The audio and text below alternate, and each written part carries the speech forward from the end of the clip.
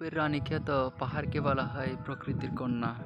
আর কেনই বা প্রকৃতির কন্যা বলা হয় নিশ্চয়ই দেখতে পাচ্ছেন আমার চোখের সামনে কি সুন্দর আম। যদিও এখন বৈশাখ মাস, সেই সুবাদে মাত্র আম এখনো ছোট ছোট, হয়তো আষাঢ় শ্রাবণ মাস আসলে অনেক বড় হবে, কিন্তু দেখলেই মন জুড়িয়ে যায়। কত সুন্দর সৃষ্টিকর্তার সৃষ্টি। আপনারাও দেখেন আমে একদম ভরপুর, গাছগুলাতে কত সুন্দর আম ধরছে।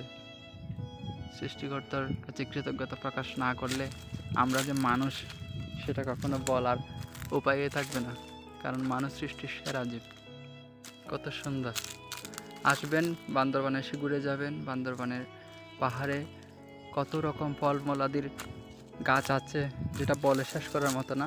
আমি আজকে আসছি একটা আম গাছের বাগানে, অনেক বড় বাগান, বিশাল